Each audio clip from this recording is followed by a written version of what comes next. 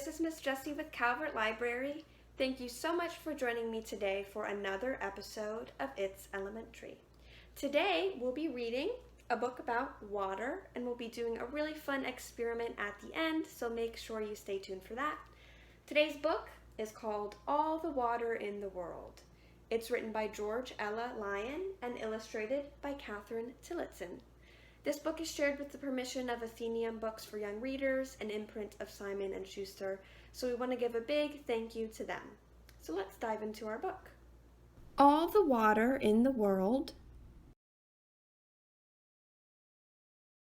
is all the water in the world.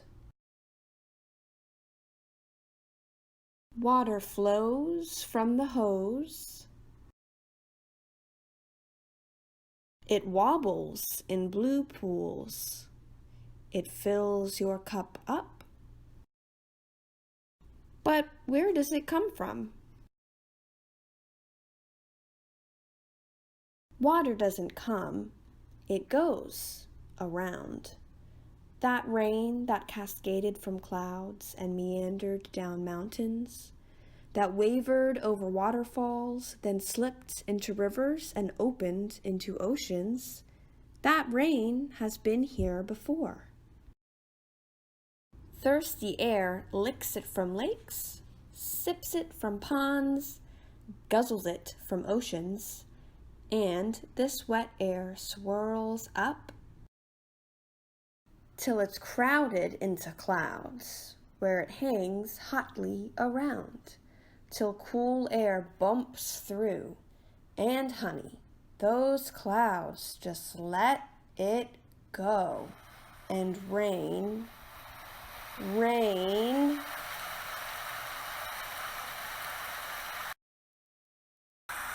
rain.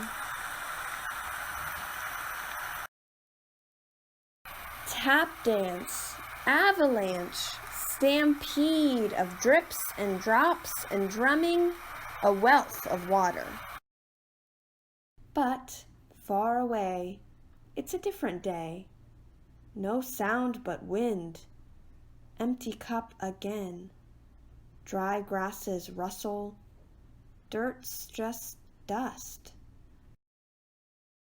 Everything waits for an open gate in a wall of clouds, for rain sweet and loud to fill the well and start the stream. Honey, living things dream of water for all to drink, use in tub or sink, wash in, splash in.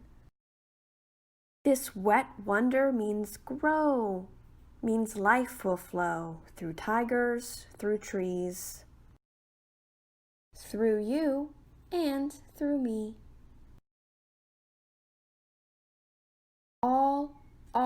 All together now. All so precious, do not waste it. And delicious, we can taste it. Keep it clear, keep it clean. Keep earth green. So for today's activity, we are going to make a tool called a siphon.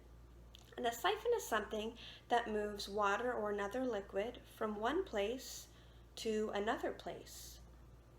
So we are going to make a siphon using just a bendy straw that's going to move water that I've dyed with a bit of color so you can see it better from this tall glass into this short glass. So if we cover up this short end of the bendy straw here with our finger and place the straw in the tall glass of water, it pulls the water out into the short glass. So let's take a look at why this happens.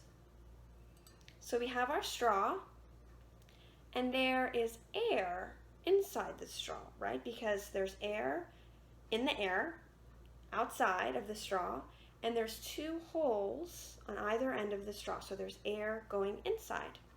And if we place the straw in the glass of water, the air gets replaced with water. It gets pushed out the top. because now there's water in the straw instead of air. But if we close up that exit point and place it in the glass, now there's this buildup of pressure inside the straw. And pressure is kind of like if you have a headache and it feels like someone's pressing on your head. There's a lot of pressure going on. So that's what's happening inside of the straw. There's this pressure buildup, these forces of the water and the air both being forced into this small space. But if we create an exit for that, let's try that one more time.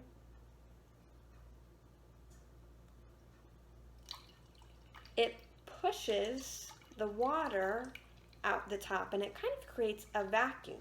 So that air escapes and it pulls that water with it outside of the straw. So that's kind of neat. However, it's not going to empty the full glass. Eventually, the water stream will slow down a bit like it's doing now. Oh, now it's just drips and now no more water's coming out. So let's take a look at why that happens. We can see our water level here in our tall glass, and we see the edge of the straw here are actually at the same height, the same level. And that's because the forces, the pressure acting on this water has reached an equilibrium. And that just means that it's now in balance. However, if we add some more water,